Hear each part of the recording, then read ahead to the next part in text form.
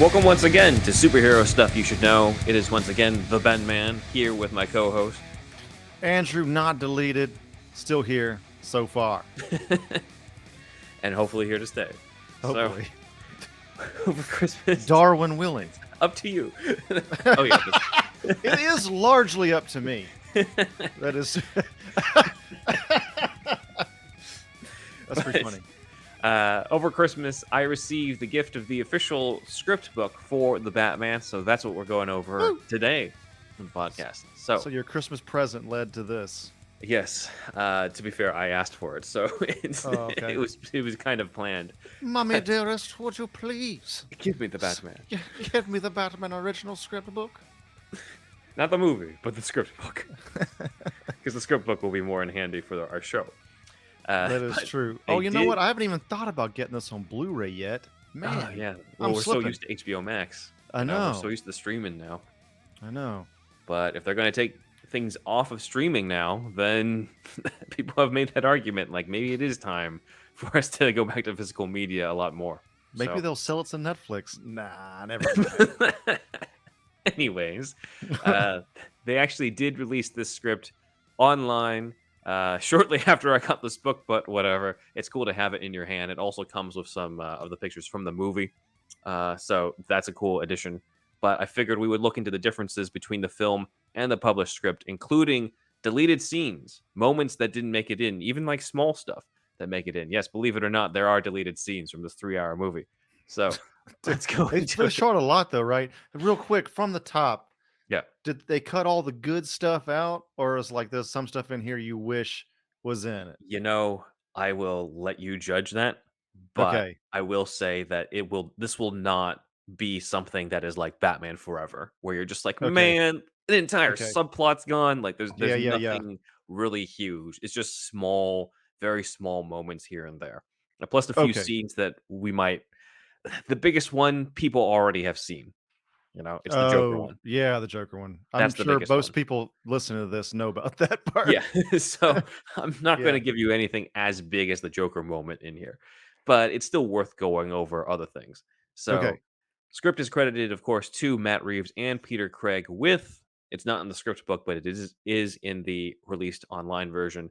Previous contributions by Mattson Tomlin, who we've Our boy. mentioned before. Yes, Actually, we do not know him. we don't yet. know him. We act as if we do, just because he seems so fun. The thing is, Mattson Tomlin is Twitter. about our age. Yeah, that's so why. it's just like we kind of root for him because he's doing Batman scripts and shit, like actual legit Batman scripts. So Yeah, and the Imposter comic book series, which I yeah, like. yeah.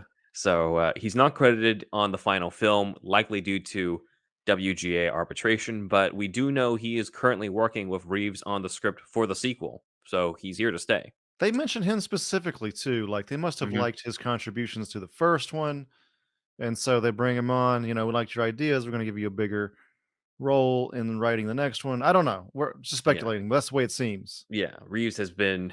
There was like news articles on Reeves saying we are deep into writing the next one. I'm like, we needed news articles to tell us this. Yeah. They just trying to give him something, man. There's another one where it was just like the Penguin show will connect to the Batman too. I was like, oh really? I thought it was going to be completely separate.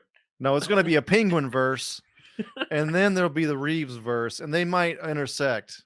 There's just going to be like several, 4 or 5 different verses at DC. Penguin's got his own cinematic universe. Yeah. It'll be Penguin No Way Home with him and Danny DeVito and The Robin Colin verse. Taylor. Yeah. So let's go into some of the deleted stuff. So one of the first things I noticed is in the voiceover in the beginning. There's some added lines that we do not hear Bruce say in the movie. He discusses how the criminal element is waiting to prey on the vulnerable. And he also talks about, that he's got that line about 2 years of nights have turned me into a nocturnal animal. Yeah. And he carries over that metaphor, feeling like his senses have now heightened. And he says, I can almost smell them in the element. So maybe they took that out because people might create some jokes on that. But I feel like I'm developing echolocation. Or he's got a bit of a Wolverine type of thing going on too.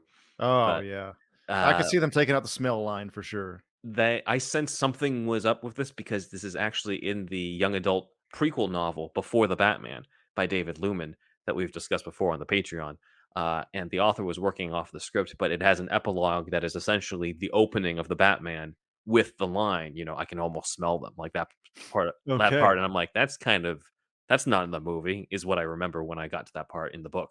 So now I know why. It's in the original script. Mhm. So, Okay. there are also some interesting costume differences in the script versus the movie. First off, is the Drophead, who is the guy who's basically holding up the convenience store. In the script, it says he's supposed to be wearing a sad emoji mask.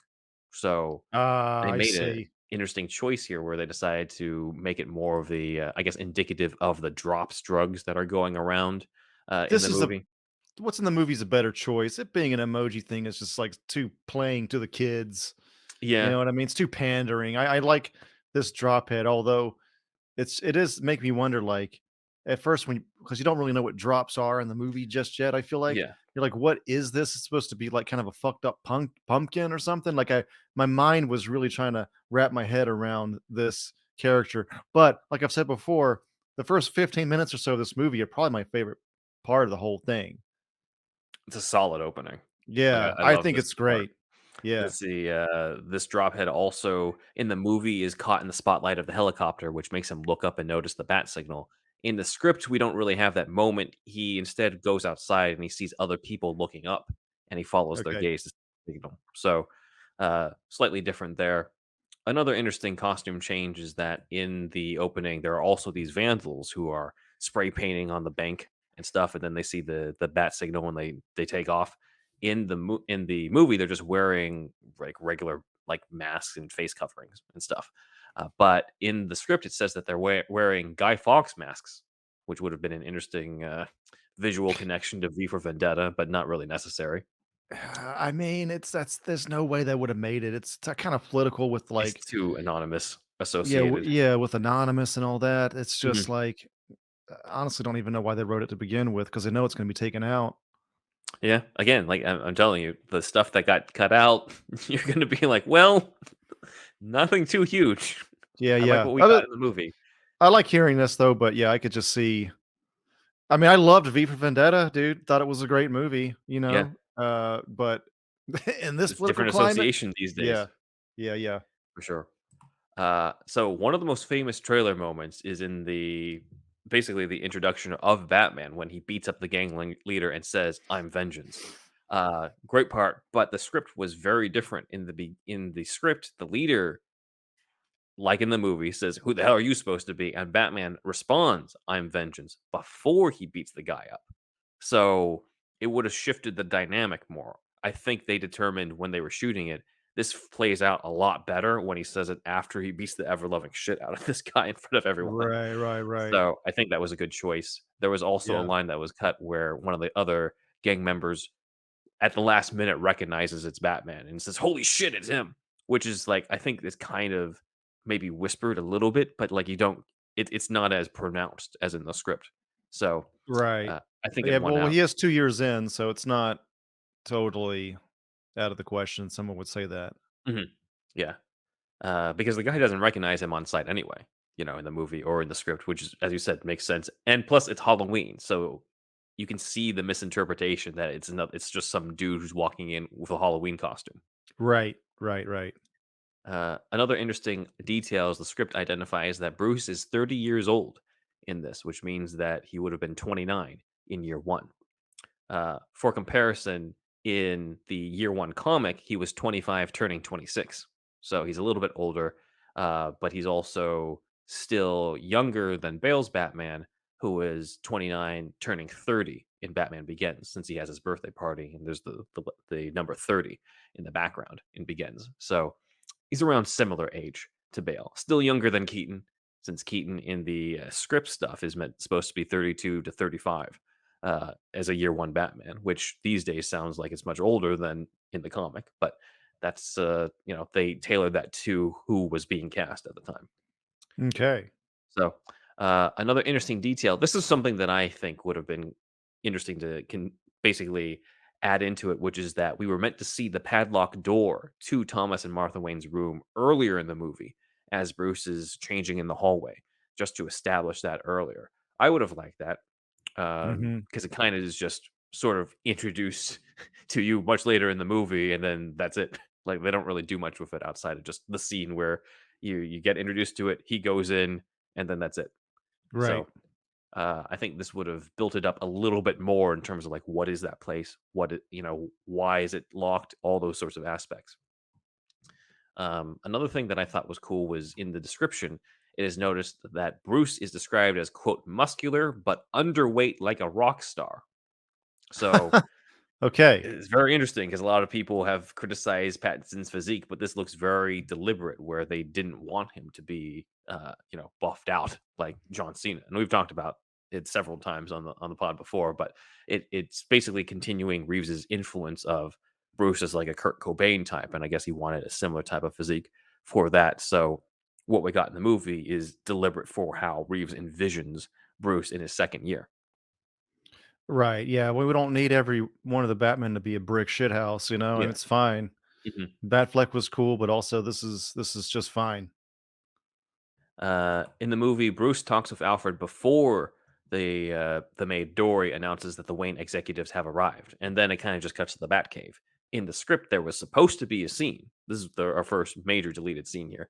There was supposed to be a scene where he does meet with the Wayne executives, and they show up, Okay. and Bruce is distracted. He's wearing the sunglasses during the day that's coming through the windows, which is where this shot from the trailer comes from. The Yeah. shot Yeah. from the Yeah. trailer is not in the movie. We do see him don the sunglasses, but we don't actually see him looking at the newspaper. In the Okay. Go ahead. So about the sunglasses, my little tidbit, and I think you know this, Ben. Mhm. Matt's and Tomlin. We see him on Twitter all the time, Yeah. and he's a huge Matrix fan. He's watching Matrix like all the time. Mhm. And I think somebody tweeted at him like, "This was your idea, wasn't it?" And he just responded with like a, I don't know. He didn't confirm it, of course, but it was like a smiley With a GIF emoji or or something. something Yeah. like that. Yeah. It's like he wanted Bruce to be wearing sunglasses. Yeah. Again, Cool don't know idea. for sure if that was Tomlin's idea, but Mm. maybe. It's a cool idea that Yeah, he's been out at night, so it makes him averse to, like, even yeah. looking at it, so he has to wear that. So, the Wayne executives visit, but Bruce is so distracted, he's not even paying attention to what they're talking about. He's looking at the newspaper, he's looking at the cipher, and thinking of the Riddler, and then the next scene is what we got in the movie where he's talking to Alfred. I was Mhm. hoping there'd be more to this, especially in dealing with like, it's built up a little bit in the previous scene where Alfred is sort of yelling at Bruce that like I couldn't get you to come to them, so I'm bringing them over to you, and they Right. don't really do much with that aspect. So that's probably why it was cut. You know, it serves the exact purpose that you would think, but there's nothing surprising, nothing super dramatic that happens in it. Yeah, so ultimately cut like it was, Yep, like what happened. I think that was a good call. The only reason why I missed it was, or felt like I was missing it in the movie, was because of the fact that we got this shot from the trailer that we didn't get to see in the movie, as well Yeah. as some buildup of like, oh, the Wayne executives are here, and then we didn't actually see them. But now that we It know the scene didn't lead anywhere, you can understand that. it must have almost made it because if it's in the trailer, it's like it might have been in the cut for a while, and then it Yeah. was ultimately cut kind of near the end of the editing Mhm. process. You can also see in this is basically a shot below of the, behind the scenes featurette off of somebody's TV. That's the closest I could get to this, but, you can kind of see the continuation of the rock star influence. You got, a bit of a guitar on the left, Oh, you got yeah. the speakers, They're you totally got doing that. yeah, you got all that there, so that would have been part of the scene too. I could see him being buds with James Gunn too. Like James Gunn always really infuses music Mhm, really strongly with this stuff. Like I don't know if you've started Peacemaker yet, Ben, but instead of like the mom rock and the dad rock of, well, it's all kind of dad rock at this point, I feel like, but they always called mhm, Guardians of the Galaxy stuff mom rock. But he's mhm, got like, for Peacemaker, it's like 80s glam metal kind of mhm, stuff. And but it's so strongly infused in it, it makes it work. And like I just really like how they kind of combine, he's had this in the rock star thing was kind of really part of the DNA from the get-go here. mhm. With the Kurt Cobain thing was not an afterthought. It's like seems like it was really like from the outset. Yeah, that was his take for Bruce Wayne from the beginning. Yeah. Yeah, like, Such an interesting take, like, no one ever really thought about that. Hopefully, Bruce doesn't kill himself with a fucking shotgun, no, but I don't think that's I don't think that part is gonna be part of it, but, but I yeah. something in the way is identified in the script. Oh, It really? does Okay. say it comes on the soundtrack. It is deliberate. Damn. That's cool.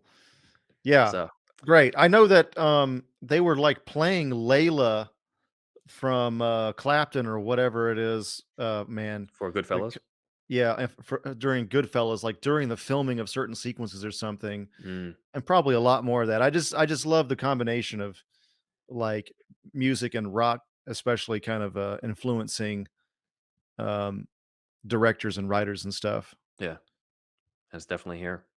Yeah. The next cut scene is after it's actually after the Batcave scene where Bruce tells Alfred to, take away certain things and it leaves the clue drive. So once he figures that out, we have the cut scene where he contacts Gordon, who's at the GCPD bullpen at this. So there's some other images from behind the scenes featurettes of sort of Gordon in the bullpen with the rest of the cops here. And this is from that cut scene. We even covered some of the concept art of that scene in our concept art episode for the Batman. So we've kind of known something like this was coming. But essentially, Batman calls Gordon asking about like Mitchell's car, which kind of goes back to what you brought up before on the show of just like they didn't check the car already during I this whole thing. Dude, it's a major suspect. It feels like just a no-brainer. Yeah, Like, you're gonna check the car, like whatever, search the it's entire fine. area. Yeah. Search this, but, like, the guy the I assume, like, the lead suspect, you're gonna check if you know that he has a car, you're gonna check where that fucking car is, man, like, I don't know, I that You is mean one thing that's one thing that kinda stood out to me in this movie, but it didn't ruin it or anything, but it was yeah. just, like, I don't know, a little off. So in the scene, they basically are looking at the cipher and they think the feds will take a week to crack, but of course, it's taken Bruce that morning, along with Alfred. But Bruce calls Gordon asking about Mitchell's car, and when Gordon sees the other cops are wondering who Gordon's talking to, he lies to them, saying, "quote It's my daughter, Barbara." So would Oh, have been a little nice. bit an Easter egg, a hint at the future Batgirl and Oracle. And like I've said before in the Patreon, if Warner Brothers wants to repair some good publicity after the Batgirl cancellation, Leslie Grace is age appropriate to pass off as Jeffrey Wright's daughter. It would be a completely different type of Batgirl, but we'll have to Oh, see. dude, her final suit also, I mean, her first suit too was cool, but all these Mhm. leaked images of Yeah, her final suit too was, like, perfect. It was, yeah. it sucks. That part sucks of this whole, rebranding and everything, but everything else I like, but Batgirl going, I don't like. I think I she could wish I wish easily she be Jeffrey stayed. Wright's. Yeah, she could easily, be Barbara in this version. Though, of course, she. I don't. We obviously aren't going to see the Batgirl movie to know what the tone and the world was like, but it would have to be obviously a different take on these things to adapt to it. But They're talking about, I don't know. people talking about a leak. What are you talking about, like, half a film put together? Like, that movie was barely edited, I assume. There's no film to leak. Mhm. Like, I'm going off on a tangent here If real there is, quick. it's a very, very rough cut. It's gotta be extremely rough, temp tracks, dissolves that don't make sense. Mhm, Like, it's not a film yet, more than likely, and it sadly probably will never be. But mhm. anyway, her suit was awesome, both of Yeah, her suits. yeah. I agree. It looked. I mean, it basically looks like the comics. Yes, perfect. It The was perfect. purple. It's all there. Yeah. An improvement over what we got in Batman and Robin. She was the best part of that one, though. That's true. Uh, all right. Another deleted moment happens at the Iceberg Lounge when Batman arrives to question Penguin. There's a beat, not in the movie, where Penguin tries to feel up Selena's thigh and she threatens to break his fingers. I was like, oh, Okay. that's new. In the final film, there's not really much interaction between Penguin and Selena at all, but there's more here in the script with little moments like this. So Okay. that was interesting. That was a surprise when I got to that. And another thing to note is that even though Matt Reeves and company are on record that Selena is not Catwoman yet in this movie, she's called Catwoman in the script. So, Oh, yeah. Well, well, okay, yeah. okay. I'm not sure. Also, just a note on that, like they've been saying that, but I'm not sure what else Selena needs to do in order to become Catwoman. Like She just Penguin needs a full-on suit, really, that's all there is at this point. she just needs a more cat-like mask, which she could have had in this movie. It's like in the comics, she gets inspired by Batman's getup to become, to take on the cat motif. But Batman's been around for over a year at this point, so it's not like it would have been that out of the question to get a cow in this one. So I'm curious, like, what if there's some other part of the development that we're due to see to lead into that. Penguin, Look, I can kind of understand a little bit because he doesn't have some of the same, like, he's on the rise, right? He's not a big time mobster yet. He doesn't have the monocle or the umbrella. We don't even know if that's going to happen, but like it's a little bit more on the rise. Catwoman, I'm like, she's pretty much Catwoman in this. She's Catwoman in the script. We'll see. in in this script, where do you think, like as is, where do you think they could have debuted a Catwoman suit? I mean, I think she could have just been Catwoman. Like I know. when she Yeah, shows yeah, up, yeah. do you mean okay, so you mean Just if she's it's one already where in it's the suit. Yeah. so short of that, you mean though? Like short of Yeah, like yeah. how If she it's not evolves into that, that. then when does she evolve into it? Because the ending is so, um, like, it gets heavy, right? It gets pretty heavy with her story. So if she's like, if shit's getting heavy with her and she's like, "Hey, I'm a cat now," it's like a little bit, a little bit off. Maybe after that heaviness, Maybe at the I don't very end know. when I don't she's know. about to leave for Bloodhaven. Like that's I, the only way I can think of where like the movie has kind of led to her evolution to become Catwoman at the end, and she's let go of wanting revenge on Falcone, and then at the end she's wearing a cat mask. Like I just it's tough to fit it in. Like but I'm also that's also why I'm saying she should just be Catwoman from the beginning. Just have her yeah, with it's the easier. cowl when she shows up at the mayor's place, because otherwise, like, what? Well, she goes through this whole story that has nothing to do with a cat motif, just so that she can get a cat cowl at the end. Right. Yeah. Yeah. You're right. Just have it from the get go. We're coming in 2 years in anyway. Who cares? Yeah, like if this was year one and like this is his like second night out, it's kind of understandable that she wouldn't think of a cat motif yet. But she's been around for a little over a year at this point, so it stands to reason. So we could have had it. That's also why I'm curious. Like, well, what more is there for her to become Right. more of a I Catwoman? know. What people get so lost in the weeds of like the origin story sometimes, and it's just like Yeah, we don't really need all that every time. It's like she the needs a mask. She needs a proper cat cowl, and she needs that chain to be a whip. That's pretty much where we're at. That's all we need. yeah, yeah. That's right. We don't That's right. need that much more. But we're all leading up towards the major deleted scene that, if you're a fan of this movie and listening to this podcast, as Andrew mentioned, you probably have already seen it on YouTube or on HBO Max. Because the cool thing is HBO Max makes it available as sort of a like featurette thing Oh, when you nice. click on the bat.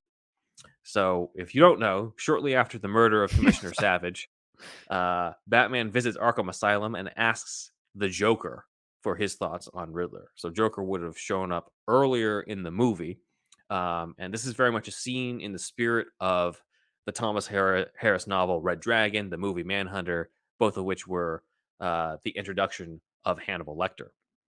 So for those who don't know that much about Hannibal, in that story of Red Dragon slash Manhunter, Will Graham is an FBI agent who caught Hannibal years ago and is hunting a new serial killer. And he decides to, in order to get into this guy's head and get the scent again, as it said in the story, he decides to visit the last killer he caught, Hannibal Lecter. And that sort of establishes the whole Hannibal Lecter trope of, in order to catch a new killer, you have to, you have to think like one and talk to the other one. And I'm sure some of that was also inspired by all the John Douglas Mindhunter stuff too, in real life. Mhm. But in that scene, Hannibal ends up turning the tables on Will and brings up how much he and Will are like, playing around with the whole idea of Will kind of being close to becoming a serial killer himself in terms of his own mental issues. So that's kind of the scene in that story. This deleted scene is very similar. Batman, searching for insight into how the Riddler thinks, goes to the previous killer he caught, the Joker, or as Reeves says, also the man who will call himself the Joker at one point. Again, I don't know what else he needs to be the Joker. He's got green hair and the white face and the red lips, but at this point, we'll just call him the Joker. And Joker Yeah. turns the tables and indicates how similar Batman and the Riddler are, bringing up that Batman secretly thinks that all these people who have been killed so far, the mayor and the commissioner and the future corrupt officials, that they all deserve to die. So, Right. uh, this is an interesting scene. I feel like the response to this was kind of lukewarm when it was released. Am I wrong in feeling that way in terms of just the overall fan not my personal feelings, just like the overall fan response to this? I think you're not wrong, and I think it's like we don't get a lot. He didn't do much evil shit. We see him laugh Mhm. in a room. It's like his honestly, this is subjective, I guess, but like his look isn't great. I mean, Yeah. I'm personally not a fan of this look for I'm not Joker. it's my least favorite. It's my least favorite Yeah, design, dude.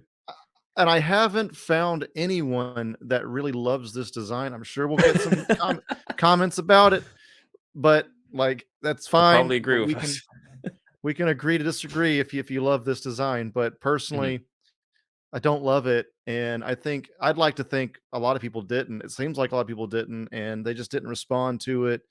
And uh, yeah, I mean, he just doesn't do much either. He's not in the Joker suit, and He's just the Hannibal Lecter of the scene.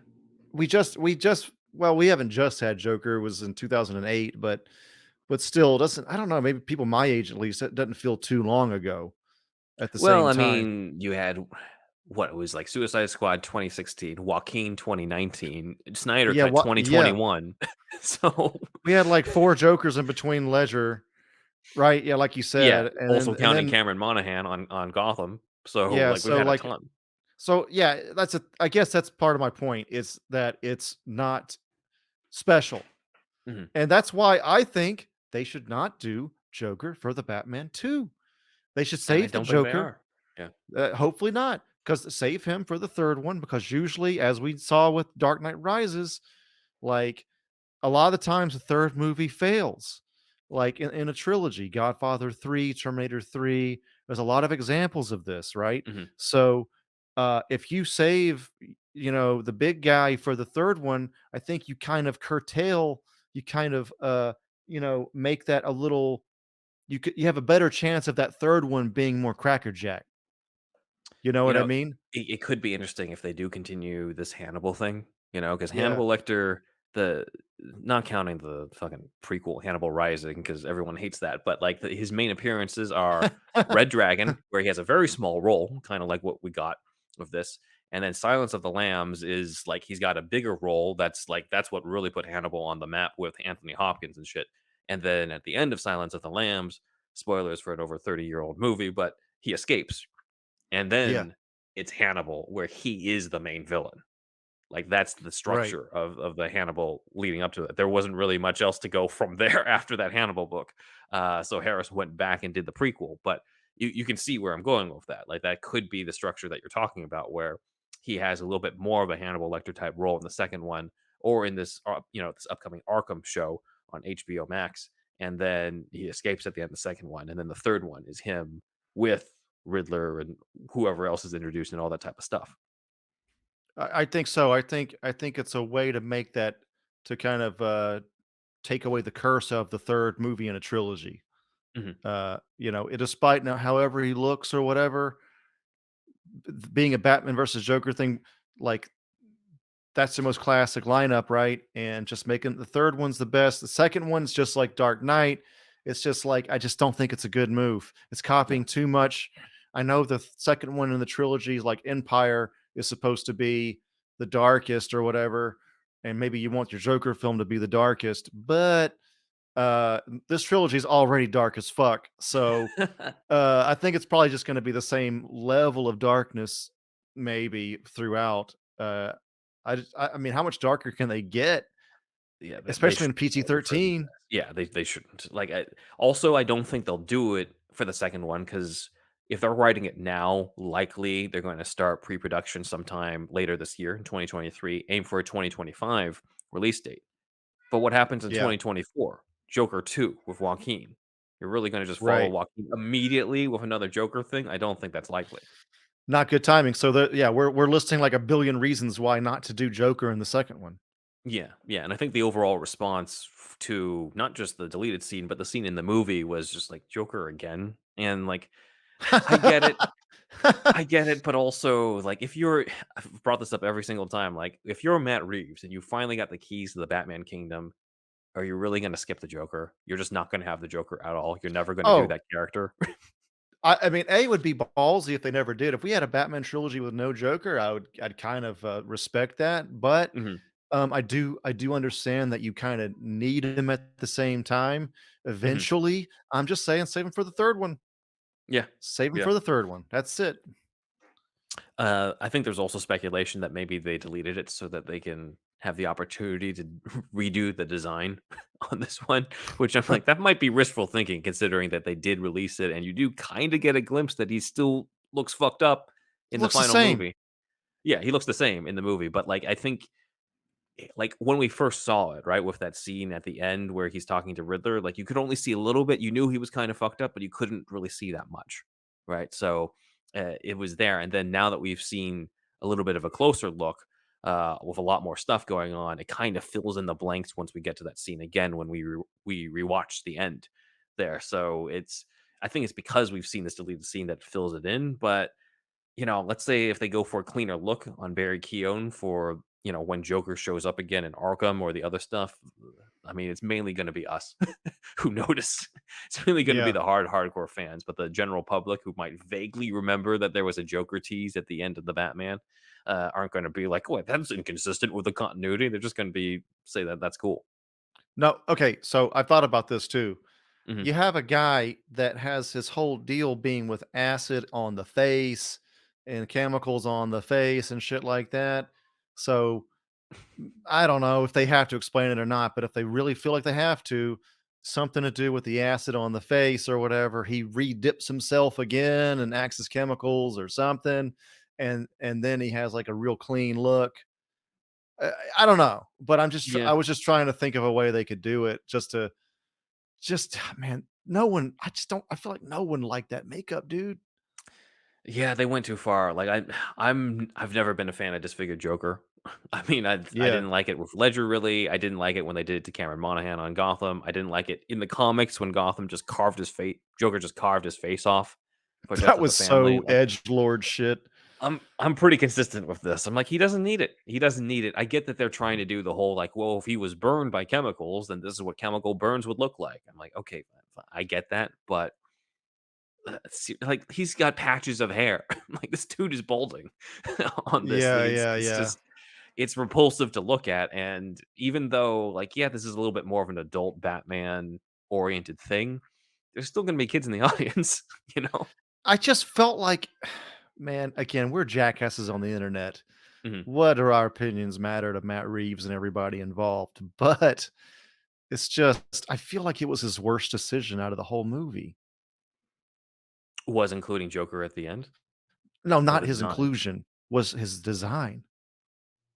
Joker's makeup is Reeves's Yeah. single worst decision by Reeves for this particular film. Yeah. So it is hard to hold it against him when the scene is not in the movie, you know? Like we only That's get well, that that is kind of true. glimpse. Wait, so there's no I forgot I'm forgetting. So there's no Joker at all? They do show him, There right? is Joker they do show him, but, like, it's such a, like, small glimpse, you could barely make it out, like, Oh, you don't it even is see just, the like, makeup. a smile. You see the smile a little bit, but it's, like, it's hard to tell, Oh, yeah, like, okay. I see what you're saying, yeah. it So, could be redone. he kinda saves himself, I guess, so, Mhm. in my eyes, at least. So, yeah, I think, maybe he even had, like, what do you call it, cold feet or whatever about it as well, and or maybe that probably ultimately that scene just didn't fit in the beginning of the movie, but I don't know. Yeah, I guess yeah, he has the wiggle room now to fix that. Yeah, Basically, fingers but crossed. what we did see in the release scene that Mhm. was deleted, it was just not good. Not Yeah, good. no, no, no, I'll take the tattooed version over this one, just in terms of God, dude, design, what's worse? not necessarily the performance, just purely talking about design. Because at least with Yeah, Leto and Suicide Squad, even if you take out the damage shit and the grill, it's still like a clean look. It's still yeah, like the slicked back green hair, the like gaunt face, the white, like it's still somewhat the Joker in there. yeah, There's some yeah. bullshit mixed in, but there's still somewhat the Joker. But this is like when you look at it, you can. you can tell, but it's such a again, it's edge lord shit is what it feels like on It's this take, and it's just just not my thing. quite disfigured. I mean, like the Joker is like I don't know. I don't know how much parallels you should have to Satan and Lucifer, but like Lucifer is supposed to be real beautiful, right? Like, not that Joker is supposed to be vain, but I don't know. It's just something about yeah. I think the clean look would work better. One of the best things about, Phoenix in the role was the fact that it was just makeup. It was Right. just literal clown face paint, and the rest was just all the performance, That and that's was a what I good one. that's what I want for the next joke. Because like, I don't think we're gonna ever see Joaquin fight a Batman in those movies, No, so, we're like, we're not not. we need to see some version of that, but yeah, the list of guys who have mainly just been face paint and stuff is basically Cesar Romero, Joaquin Phoenix, and then, like, 80% Nicholson if you don't count the prosthetic on his cheek, you know? Right. Everyone else has had some sort of like prosthetic type stuff on their face for disfigurement, and it's just I'm tired of it. Like it just have like the some of the Joker cosplayers that you see on or out there, you're just like, dude, like why doesn't he look like that in the movies? You know, That that that is true. Yeah, I mean, yeah, I know. I don't know why. They think it'll look too comic booky, maybe, but like we've said before, you can have them have that look, but this exact tone. Just yeah mix those 2 together. You yeah know, you could have it a does not have to be mutually exclusive. blue and black, yellow Batman suit, but still this tone. Yeah, Still this exact it can still be the fucking same Zodiac tone. killer tone. You can still do like I think some people have brought up how like or defended some of the things that we've might have bashed in the past design wise of being like, well, Batman would like he would prioritize things that would be, useful, would be utilitarian and stuff. I'm like, why can't it be useful and look good at the same time? Like, why is it that it shouldn't look like the comics just because it doesn't look useful? I'm like, it's of course it's useful. Otherwise he wouldn't be using it. Just I make it look think more like the comic. you Yeah. can get really bogged down in trying to always figure out what would work in the real world because ultimately this is fantasy. So Mhm, it's just kind of where you draw the line of where fantasy and reality are split, mhm. and that's where the subjective part comes in, and where the director ultimately and the writer makes that draws that line. I Yeah. mean, it's a guy in a bat suit with his fucking shin hanging out. Like it's fucking not it's not real. It's nothing real about it. Mhm. So like why stop there? Why not also make the suit cooler looking? You Yeah. know what I mean? It's a fucking Joker guy. Sometimes it does feel like because comics are so popular that some of these some like real bad guys in real life will mimic this stuff sometimes, which is that's life mimicking art, but that's gonna become like the snake eating itself, I guess, at a certain point. But anyway, that's another fucking Mhm. topic. Yeah. Um, but yeah, I mean, you're talking about like things being practical or not. I mean, also, like in the case of Batman suit, like dark blue is like actually blends in with night more, also, right? Don't they say so? Like even with that, it's like it still sort of could make sense. You know what a great example was that, I was told recently? Look at the ocean at night on the beach. Oh yeah, Does that look, like, really bright blue to you when you yeah, look out? exactly, I'm like, exactly. "Ah, that's a good point." I mean, They say you can make arguments on how blue the water is depending on where you live, but still, right. it's a good point. Dark dark black is a silhouette. You could kind of see that easily even at night. So, uh, it's interesting how like that some of these really comic book ideas could still work if you want to think about it in real very realistic terms, you know? Well, I think also because the writers behind these comics these days have grown up with this stuff and have already asked these questions. Like, you don't need to become a film director to think about, like, okay, why is this happening? Like, you can still write the comic and be like, well, add in a fucking dialogue bubble about like blue is, he dons blue because of this reason, or a dialogue bubble about why there's a yellow oval on the chest, which is what Frank Miller did in explaining it's a target. Like it. He did that back in 1986. It's It's nothing it's new. kind of it's kind of cool. Yeah, if you give them I love that. I mean, if you give the enemy a target, you always know where they're going to hit. Mhm. right? It's So practical, that's awesome. and it's practical, and it looks good and comic accurate. See? Yeah. It's not that it's not that tough. Yeah, I would like to think. I hope that there's Warner people listening to this, and again, ultimate point, like Ben and I are saying, Mhm. get more comic booky looking suits. You can have your cake and eat it too. More comic booky looking suits, but still dark ass tone like this movie. Don't change a thing about the tone, Matt Reeves. Mhm. Yep. So, with that, we have, as we've discussed, the Joker scene, and after that, let us know in the comments what you thought about this scene when you saw it, and we'll resume talk about the script after the break. Just wanted to announce that I have a new podcast called Gaming Gaiden.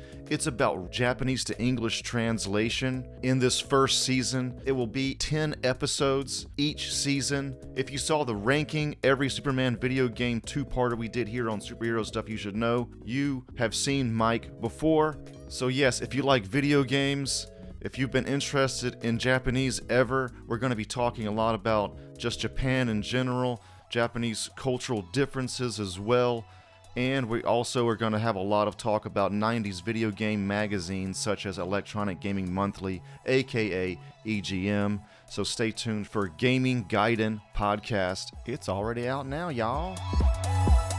I want to tell you about the patreon.com, patreon.com/superherostuffpod, and on that you get the $1 tier. You can join the $1 tier, which gets you the shout out on the board, and either visually or orally, or both at times. We want to do the oral for the most part for newer people. And then the $5 tier gets you a whole new show. This show is every Monday, as you well know, and it's free on YouTube and the what's nots. And the Patreon show is every Friday at the $5 tier mark. You can, if you want, binge us for $5, and there's like 150 episodes, almost 150 at this point, and you can, listen to all that content there. Even the stuff that's been released from the vault, none of that has been the full episode as well. So, trying to keep our $5 tier people happy. But yeah, check that out. And then our $10 tier gets you all of the above, plus it gets you a monthly meetup show where you meet up with us monthly, and it's like a Zoom-like call, and we have a topic at hand, or sometimes videos we react to and things like that. And that's at the $10 tier.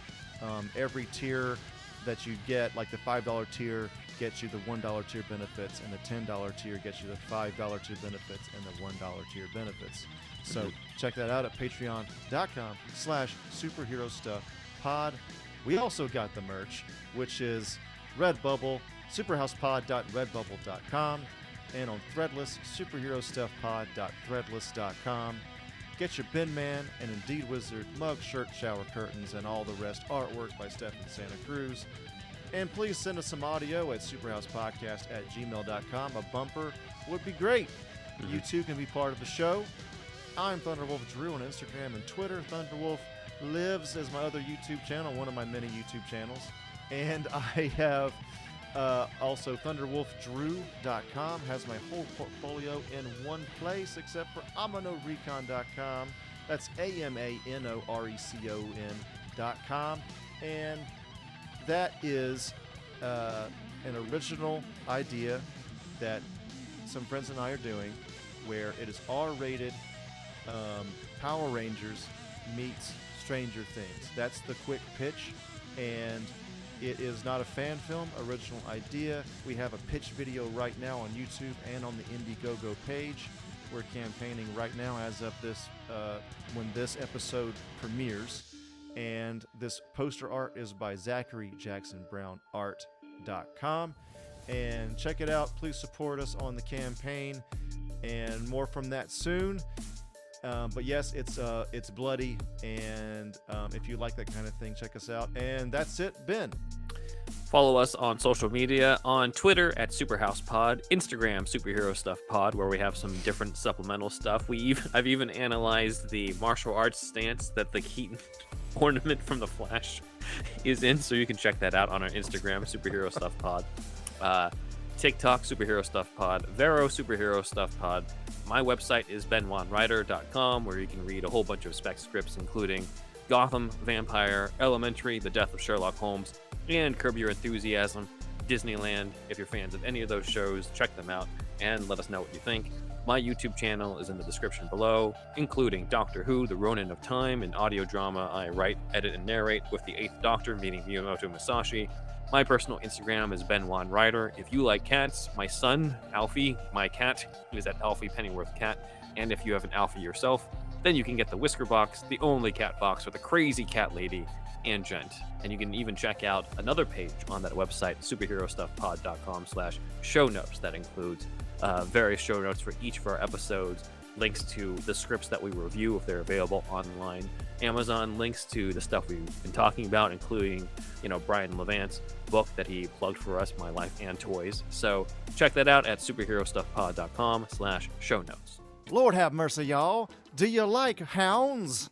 Do you enjoy pooches? Do you find yourself enjoying time spent with that of canines? Talking about dogs, y'all. As you might have heard, Superhero Stuff You Should Know has now teamed up with BarkBox. For every month, you get a box for your special canine. Pooches. Or hounds. That's right. One free extra month if you go to barkbox.com/superherostuffpod. Follow the link and you'll get a free extra month valued at $35 and valid for all multi-length plans. So get the BarkBox for your hound, for your pooch, for your canine. Your doggo will thank you. Well, back in 1972, ding dong, ding dong, ding ding. We're back. The Batman Return, and we're going to cover the rest of the script and all the new stuff that's in it. So, they released the Joker deleted scene, as we talked about, but they also released another deleted scene that I don't know that you and I have talked about yet on the show. Okay. This is with Selina and the Penguin. So, as I said, the script has a lot more of the two of them together, not like a whole subplot and stuff, but just more between the two of them. But this was released. It takes place when Batman sends Selina into the Iceberg Lounge with the contacts on. And there's this additional scene where she goes to Oz to ask him if she can work at basically the 44 below. Penguin shows concern towards her in getting hurt there because he knows that some of the worst people are down there. And he tells her, he wants to look out for her. Even talks about how she knows how he feels about her. So we kind of got Penguin following in the footsteps of DeVito in wanting to be with Selina, though that was a little bit more of him just being a perv in returns. But he also indicates that he has plans to rise up in Gotham and that one day the city is going to be his. So Hell yeah. some foreshadowing of the Penguin HBO Max show as well as the end. But also, I think somebody brought this up. It shows to Batman Penguin's ambitions and could explain why Batman suspects Penguin first as being Rata Alada. So Okay. that could be an additional thing. But it's mainly just another Penguin scene, a showcase Okay. for him. Doesn't really tell us that much more than what we would already have assumed, which is that he has ambitions in this. So it's not completely, again, this is not one of those things where I'm like, man, they shouldn't have cut it. I'm like, it's a nice character moment, but that's about it. Right. Some of the things I noticed that are not in the script. So some things that I'll note are not in the script but are in the movie. But there's the part in the movie where Batman sees through Selina's eyes the corrupt cop William Kenzie, and he brings up, "Oh, I must have broke his nose." That is not in the script, and I suspect that is ADR put in later on Oh, to probably, yeah. because it's voiceover anyway in Yeah, the yeah, movie. yeah. So that's an easy thing to ADR without really screwing anything up. Oh, definitely. Yeah, Yeah. they found that in ADR. Yeah, it's probably because they might have done a test run and test like screening, and some exec was just like, wait, where does that guy come from? And what you should highlight him more. And they're like, okay, fine, we'll just have Bruce say something earlier, and then they did the ADR line for that. So some interesting. That's an interesting thing that I picked up when reading it. That this whole part where he talks to her is cut before she goes into the elevator and talks to him. So that was cool. Another thing as well that. Is kind of hinted at in the movie, but is very clear in the script, is that the Batmobile is under construction in the background in the Batcave. You can kind Right. of tell based off of where it is, but it's sort of flat out said. in the script. So I really like that aspect of it. You can also see the tarp around it. Like it's definitely kind of in progress, but because there's not like just like shot of only the Batmobile in it, it's sort of it can be easy to miss if you're watching it. Um, It's cool though. Great yeah, shot. yeah. Love that. There is a small cut line from Alfred too after giving Bruce the Wayne cufflinks because it ends in the movie where he's just like, "Your father gave them to me," and then it just cuts to Bruce driving to the funeral. In the scene, Alfred adds a little bit more levity to it by telling him, "I'm just loaning it to you. You got to give it. You got to give this back to me afterwards." So it's kind of a nice again moment of levity, especially with in this movie.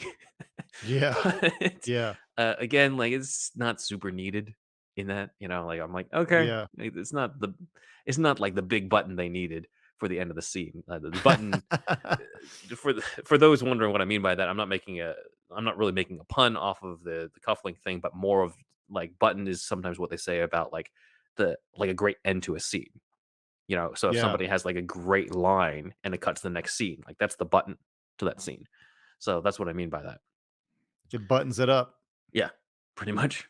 Yeah. Um, the script also has a deleted scene I suspected when we did the concept art episode where we showed this shot of Bruce looking in the back seat of his car and there's the cowl.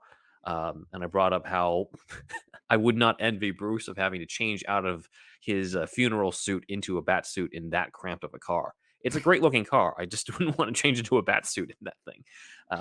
Turns out I was wrong. So what actually happens in the script is that he goes to the car to retrieve the duffel bag, and then he goes off as everyone's running to go to a different place to change. I don't know where, some random alley where he's going to strip down and be naked and go into Yeah. the bat suit.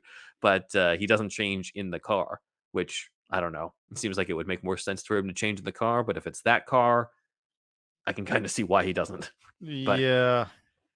yeah, that's also where this picture comes from of Pattinson walking around with a duffel bag, which is also in the poster. The poster that has all the different characters on it. In the foreground is Pattinson carrying the duffel bag, but that's not in the movie. Okay. So that's one other instance of very small moment where I'm like, did we really need it anyway? It's only jarring, or we only miss it if you're just a hardcore fan like us, or just like, wait, there's this one promo picture in this poster that has him with the bag. Why doesn't he have it in the movie? Like no one else Right. noticed. No one Right. else gives a Right. shit. Okay, so here's a big piece of trivia that I wanted to share that when I was reading this, I was struck by an irony. So, one of the moments that is in here that people have talked about is the glider scene where Batman eats shit when it gets to the bridge. And it's meant to show that this Batman is still learning. It's very much inspired by Batman Earth One, where his grappling gun doesn't work.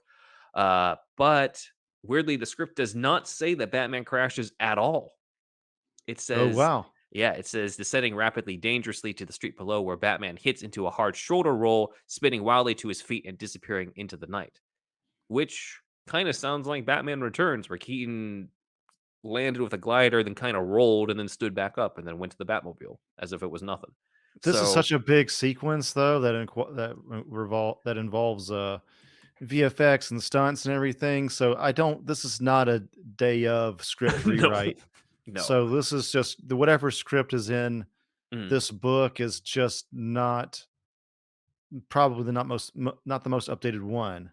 mhm. Yeah. So it's something they must have come up with before. I mean, obviously before shooting, but at some point there was a decision to have it so that he crashes. And this is interesting because to make this even more weird, 30 years earlier, the shooting script for Batman Returns has Batman crash while using the glider, as shown in the comic book adaptation. But in the Okay. movie, it was a smooth landing with a rolling. That is kind of like what's described in the Batman script. So we got this weird reversal where 30 years ago, Batman Returns writes that Batman crashes his glider, but the movie ends with him having a smooth landing. And then the Batman writes that he has a smooth landing, and then they decide, fulfilling a scene 30 years in the making, that he's going to crash the glider. Yeah, I mean, it's just So, it's added stunts, it's added yeah. everything. So Mhm, like I could see them cutting something like that for Batman Returns if they really don't mhm, have the budget, if they want to put their budget somewhere else. But yeah. with this one, they really wanted to focus on his, being green. So Uh, yeah, I can, it's interesting. It Yeah. is interesting. Honestly, between the two, I think it would have worked better in Returns because he's already like emotionally he's been framed. He's been shot by the cops. Catwoman has Right. stabbed him with a talon. Oh, yeah, Um, that's true. That's true. and he goes just immediately into this glider and he just crashes through trying to get away. Whereas in the Batman, like, yeah, he got blown up in the thing and protected himself, but he's had some time to recover because right Right. afterwards he tries to fight cops, punches Gordon, runs all the way around, grapples up to the top. So if anyone's in a condition to crash, it's probably more Keaton in Returns than Pattinson in this moment in the Batman. And as we've talked about before in the concept art episode, like it seems like they're trying to plant like, hey, he's going to learn from this, but they never really pay off what he learns from it. You know, like if he had the Yeah. traditional glider at the end that we pitched, like that Yeah. would have shown, oh, he's progressing. But they don't really have that. We got to wait, until 2025 to see if he improves it.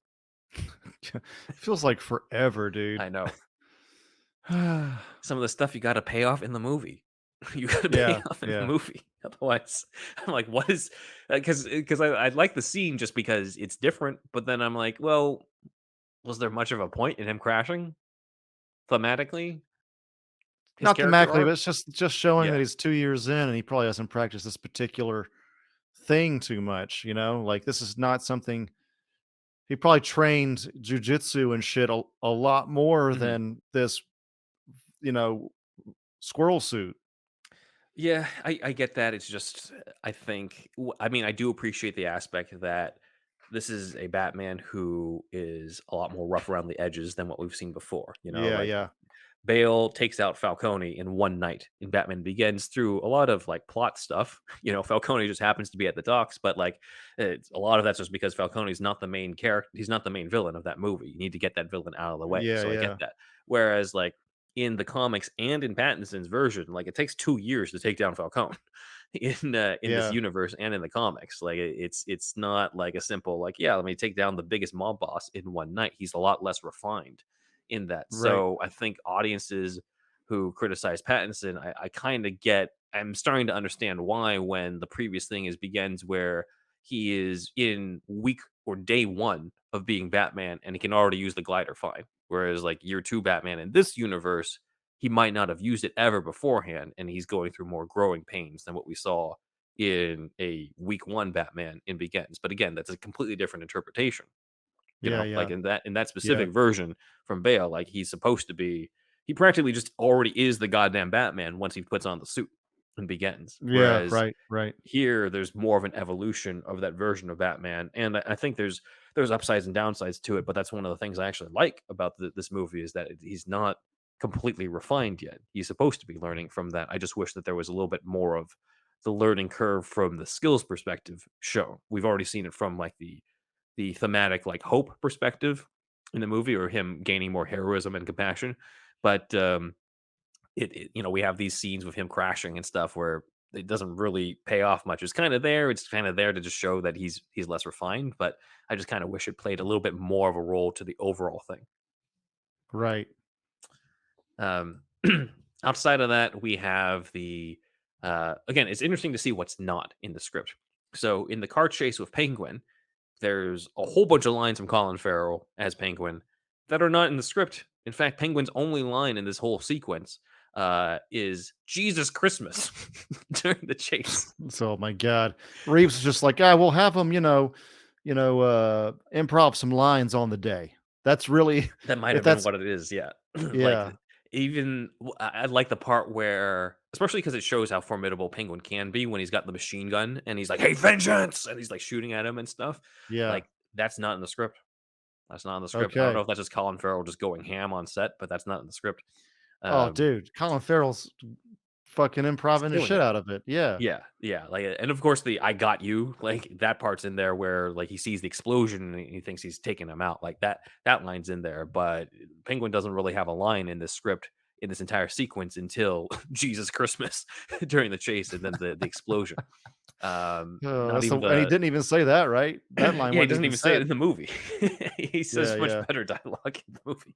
The "This guy's crazy" line in the trailer, that's not in the script, so, again, it's interesting to take a look and see the differences here.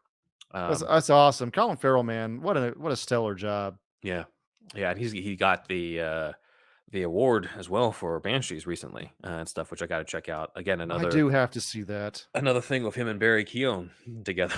That is right. That is right. It's hilarious because I don't know if you saw I think it was the Golden Globe speech where he takes the time to call out Barry Keoghan for eating his Crunchy Nut cereal and having him not basically starving him from not being able to eat breakfast the next morning and stuff. I'm just okay. This is the Penguin Joker feud in this moment. That's awesome. So that was funny.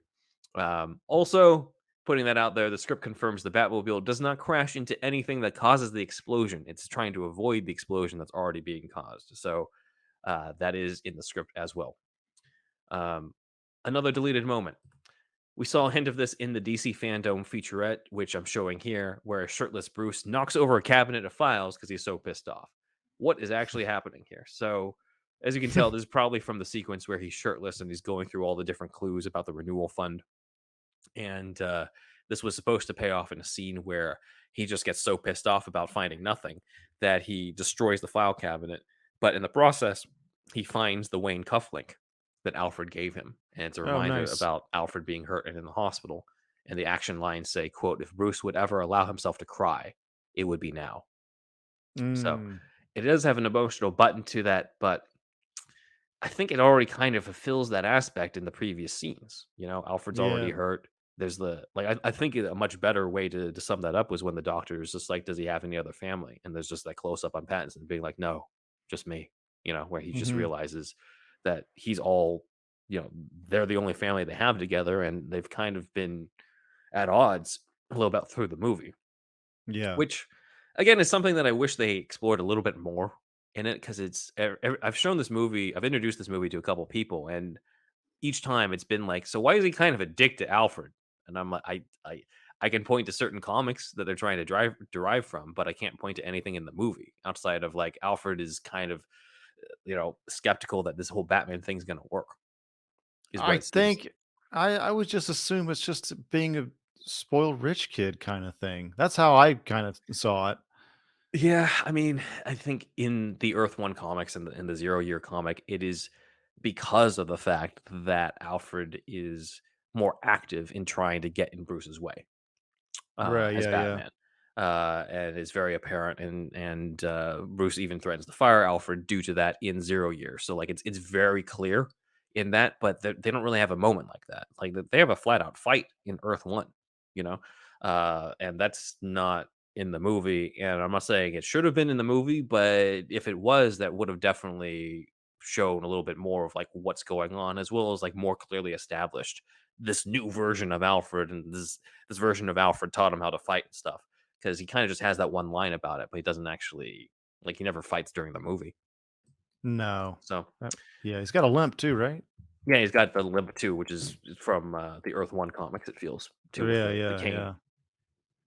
yeah. So moving further, a lot of people suspect that Hush is the next villain due to the reveal that Thomas Wayne played a role and had this whole hush money thing, and they literally had the words "hush" in during the whole Riddler thing, and Yeah, you know showcased. Yeah. we picked up on that. Honestly, I know you and I aren't super enthused about the idea, especially because it feels like repeated beats. But also, I would say that Reeves was asked at one point who he would pick for another villain, and he did say Hush. But I think he's playing some 40 chess there because, like, why would you reveal your cards like that? you know, I know. so I easily. agree. I it's a little bit too easy. You know what? If that's what's in your heart, Matt Reeves, I want you to make a Hush movie. Mhm. If that's really what you wanna do, it's not what I would do, but, you know, if that's his vision, I'm gonna respect his vision, Yeah, you know? I just think I'd rather have Mr. Freeze or Clayface or some shit in the next one. I know they're getting, like, a little bit more, unrealistic, but I don't care. fantastic. And also a Yeah, fucking freeze gun, not that fucking unrealistic, really, I you think know? Nolan's approach to the original trilogy, I think there was something to be said about the fact that each movie embodies a different type of movie. The first Yeah. one is like this epic origin story. Second one is like flat out crime drama, and then the third one he doesn't try to repeat himself with Dark Knight. Like we have issues with Dark Knight Rises, but I got to hand it to Nolan. Like he had the right idea of like, no, I'm not going to repeat myself. I'm going to do a completely different type of movie where it's like it's a hostile takeover type of thing. It's inspired by Battle of Algiers, inspired by like all these revolutions over the You're years. It's right. it's an epic scope of the entire city, not like Right. a heat type of scenario. So I'm leading to the fact that like if it's Hush again, we have what another masked mystery man in this who's threatening Batman. Like we need another guy like this right afterwards. Like I think to continue the detective thing, there should be mysteries, but it shouldn't be like yet another masked guy comes out of the woodwork to threaten Batman and the city again, and he has to investigate again. It should have some differences. Just still be a That's true. mystery, but not be the same type of thing. Because I'm like, what, we're gonna do Seven again as a Batman movie, just with Hush instead of the Riddler? I mean, he's investigating Mr. Freeze, bro, and I then know. all of a sudden he starts seeing owls. And like, what's going on with them? And Yeah. then the plot thickens at that point. You know what I mean? So Yeah. you still have your mystery there. Yeah. But this is all to say that in the script, they do not actually say that the reporter's name was Edward Elliot. They do not drop the Elliot Easter egg. They Okay. have the Hush Easter egg in the script where it says Hush on the screen, but does not have Edward Elliot's name on that. I thought that was Yeah. interesting. And then there's an additional line from Riddler that's kind of a riddle, kind of a poem that I'm actually going to have you read, Andrew, in your Okay. Riddler voice. But it's Okay. kind of a clue in here. So take it away. Okay. One by one, Gotham's pillars fall. On Judgment Day, the wreckage will consume us all. Thank you. Uh, Edward is Nashton. so this is kind of a clue to the flood, right? Like it's Right. built in. Whereas I think in the movie, there's not really any clues unless he does the fucking carpet thing and uncovers the plans. So it looks like a prior clue was put in here, but was taken out for whatever reason. It still would have been so awesome if the like the Riddler's henchmen were starting to escalate out of Riddler's control, Mhm. and the whole bombing was also kind of like the flooding of Gotham was like kind of not his idea, really. I Mhm. always thought Yeah, I like that that. would have been better. Like his followers kind of took it to a whole other level. Uh, it just spiraled out of control. So I don't know. Yeah, I mean, I guess they took this out because it made it seem like it was too foreshadowing of what's going to happen. I don't know. Yeah, Also, I the think third so. act was probably rewritten the most. It really feels like. It feels that way. There's not a lot of indications, like not to give too much away on this episode, but I don't have a lot on the third act to share. That's Okay. different on this one. So I think whatever changes they made, it was before this draft. Right. Yeah. There's probably a lot of like the last few changes before shooting script and maybe even during shooting a little bit was, dude, Yeah, it like I wouldn't be really feels surprised. like producer interference, man. We need a big fight scene. I'm like, well, what about this mystery that Batman's supposed to solve? Like, it should be the No detective sexy revealing the clues. fighting at the end. Sexy fighting. All right, fine. We'll just have him crash through and beat up I'm a bunch from of Riddler Wall Street. demonstrators. Yeah. All right. Another thing that's interesting: Penguin is in the scene with Falcone when Bruce walks in, calls him Johnny Slick, and walks away and stuff. And he's not in the script. Salute. Penguin is not in the scene in the script. Uh, Salute to the greatest Falcone ever. oh yeah, of course. Let's just look at him. John Let's look at Turturro, him. yeah. But yeah, Farrell is. I'm saying I wouldn't be surprised if the reason why Penguin's in this scene, just in the beginning, is if Colin Farrell's already on set that day in the makeup, and they're just like, "Hey, you want to just come on for this scene? You're not in the script, but you can just throw in a couple lines as Penguin and do Yeah. something." Sure. So You're good at that's probably how improv. that happened. Yeah. He seems like Uh, with all the improv and like how much he got into, like he made a character out of this, like it just seems like he really enjoys this character. Oh yeah, no, dude, like You this know? HBO Max show, I'm looking forward to it because like this is he's gonna love this if it's because he knows this is the big showcase for stuff because his looks are all completely covered by that makeup. Yeah. It's a great showcase for the makeup. It's a great Oh showcase for yeah. him as an actor, and I'm looking forward to seeing where they go off it. I mean, I think even people who dislike this movie, they still love Penguin. Like I've not Oh met yeah. anybody who's just like, yeah, Penguin was shit. Like Every nobody has said anything bad about Colin Farrell's Penguin in this entire thing. At most, it's like it's kind of a boring design. They could have given him a monocle or something, or an umbrella that has a gun, but that's not really on his performance or the characterization. That's just kind of on the realism of the world. But I've never seen anybody say that he was terrible or anything really negative about it compared to some of the other aspects of this movie that the internet right. Oh always yeah. goes for the jugular for every single comic book movie on something. The everyone likes Penguin, and pretty much no one likes the Joker in this.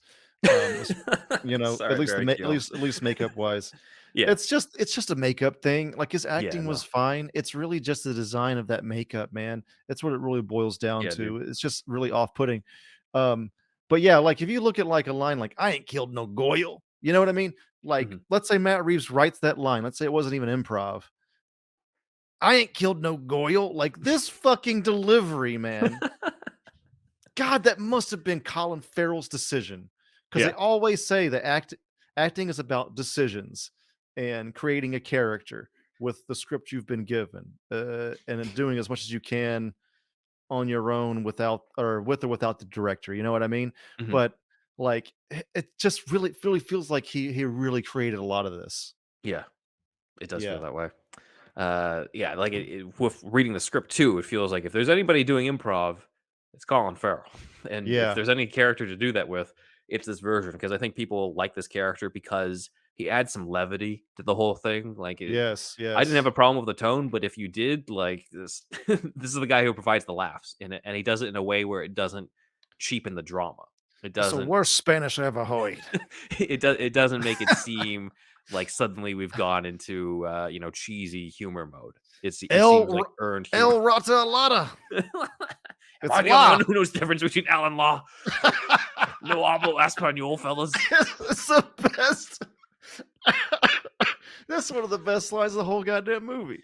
And it's also like a unique take on Penguin because most of the versions he seems like like not every version is British, but like you understand why they make Penguin British sometimes because it seems like he talks with the demeanor of like, oh, I'm a gentleman and well mannered, and instead they went in like full Sopranos mode Yeah, yeah, with yeah, Tony definitely, Soprano being an influence on the performance here, and I'm like, definitely. well, that's not how I personally see Penguin, but I gotta admit, it works, and it works damn well Yeah, for this movie.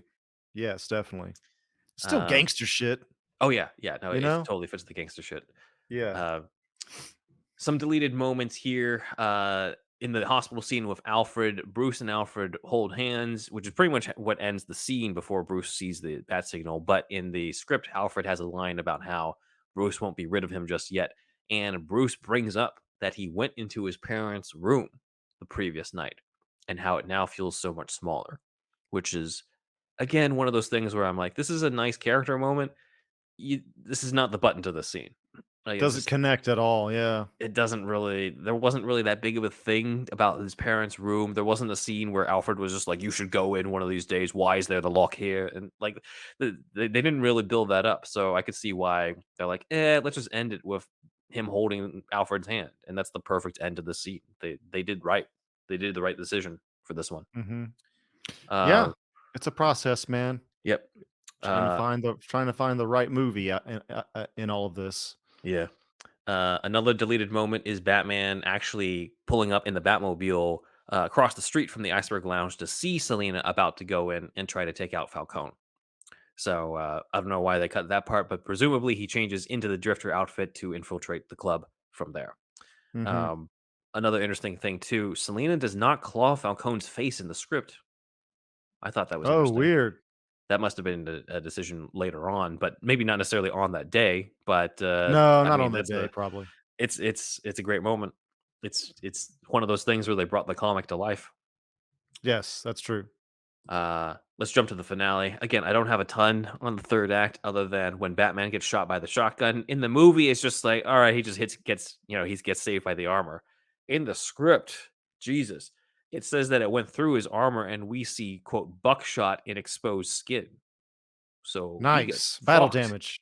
Yeah, he gets actual battle damage in that, which I think, I mean, that definitely would have really shown how hardcore he's having to fight through the pain when he injects himself in the next part and he has to save everybody and shit. Like he's fighting Yeah, through all that through the rest of, because this guy doesn't go home to rest after he fights all the Riddler guys. He saves the people there. He brings them out. It's still fucking daylight when he's bringing all the survivors out over to the paramedics and the helicopters and stuff. Like this guy has not had any single rest there this whole time. So that's one of those small things that I'm like, that could have been cool. But I mean, the whole beat is there where he's already shot. So yeah, it would have just been an added detail. right. And lastly, again, guys, Batman is confirmed to inject himself with adrenaline in the script. There's no venom.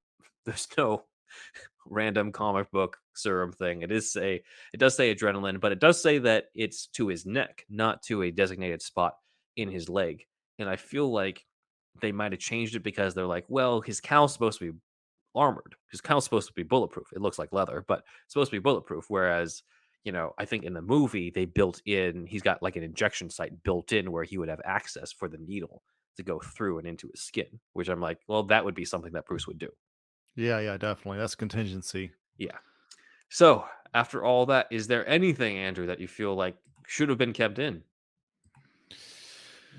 Um, no, like you said, I feel like they kind of made all the right decisions. Hmm. I was thinking maybe there was more with Alfred or something because the Alfred stuff's really It gets a short skimmed. shrift, doesn't it? Yeah. Yeah, it gets short shrift in the final thing. So, but yeah, it's a testament to what they told us in film school. A film is made 3 times, once on paper, once while shooting, and once in the editing room. Hmm. So, we've through our deep dives, we've kinda seen this happen. Yeah. Yeah, definitely. I mean, the only thing that I think could have helped were like some of these small things that I've already mentioned. Like planting the padlock door earlier, Yeah. or Yeah, yeah. maybe like more of the battle damage with a bat suit at the end. I mean, these other things, the Barbara Gordon shout out is a cool Easter egg, but it's not necessary. The Joker scene, Right. I like it. Movie works well without it. Same thing with the Penguin moment with Selina, with him talking about his ambitions. Like they're nice scenes that they made the right choices. Definitely. Yeah, it's not a Uh, Batman Forever type situation. Nope, So, not at all. If anything, it's just like, yeah. it's the first time where we're just like, no notes in terms of what they should have kept. No notes. Yeah, you did good, Reeves, of Yeah, course. I mean, I know I said that stuff about Barry's makeup, but other than that, yeah. what can I I say? mean, who Pretty knows? good. Maybe years from now there'll be an earlier draft that leaks out that maybe has some of the stuff that addresses our issues that might have been, maybe there's more Alfred scenes in earlier drafts. Maybe there's another payoff that I felt was missing to the glider shit. Like, maybe Yeah. there's other stuff. But until then, that's superhero stuff you should know. In the meantime, big thanks to Dan for the visuals on this. Make sure to check out our $5 Patreon this week, where I included a lot of the smaller moments from this script that we didn't talk about in this episode. Moments in the script that made me notice new things in the movie when I looked back at it. So we'll cover that in this week's $5 tier. But till then, some Nice. of the comments that we got from Jose Daniel Gutierrez. Sorry if I butchered that.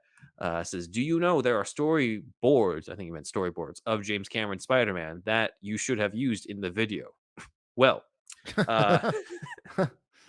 uh, as we commented here, the only ones we could find were these fan made storyboards from Daniel Tomasi, illustrated in 2001, paired with a scriptment in 2016.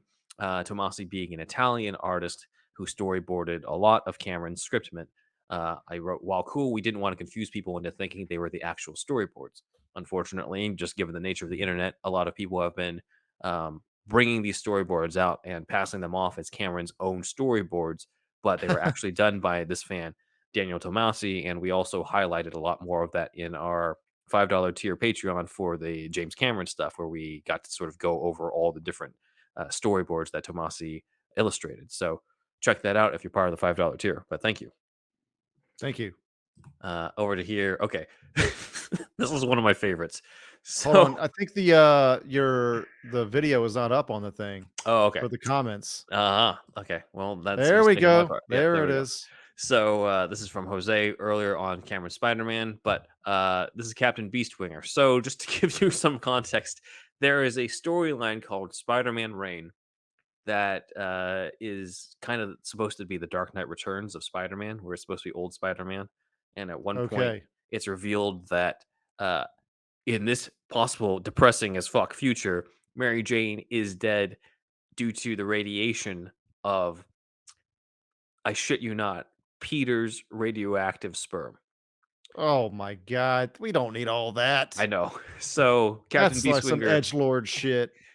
Captain Beastwinger comments on our Cameron the 93 script saying, "Remember Spider-Man Reign where Wiener ends up killing Mary Jane? This guy just keeps killing Peter's loved ones." Thank you, Oh Captain Beastwinger. man. This is a winning comment. Yes. Oh So, my God. and then last one, Man of Action commented on our Spider-Man coverage saying, "With great power comes great responsibility," came from Uncle Ben's mouth in 1987. And later in 1994, Spider-Man the Animated Series. Also, David Koepp's Spider-Man script dated August 30th, 2000 says, based on a treatment by James Cameron. I think Cameron's name should have been in the movie as well. Thank you, Man I of can't Action. believe that wasn't from Stan Lee. I thought Stan Lee created that line. He did create the line, but it is in the comic. It's just in the narration. Yeah. It's not Oh, okay. directly said by Uncle Ben. That was Okay, what gotcha. I think Man of Action is pointing out, is that it's directly said by Uncle Ben in pop culture. We always associate that with Uncle Ben, but he didn't actually say it in the original comic. It's only because later interpretations had it so that, and it makes a lot of sense that Uncle Ben is the one who Yes. tells it to him, and then Peter learns the lesson the hard way when Uncle Ben dies. Yes. Thank you, Man of Action. Thank Over you. to the shout outs.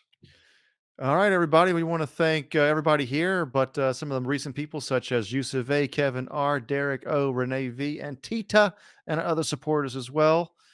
And yeah, that's it. So we've told you about our friends, and now we'd like you to do us a favor. We want you to tell all your friends about us. Yep. Yep. Oh! It's going in. God damn. What happened? Peanut just jumped out of nowhere. Oh my God. It's on Okay. film.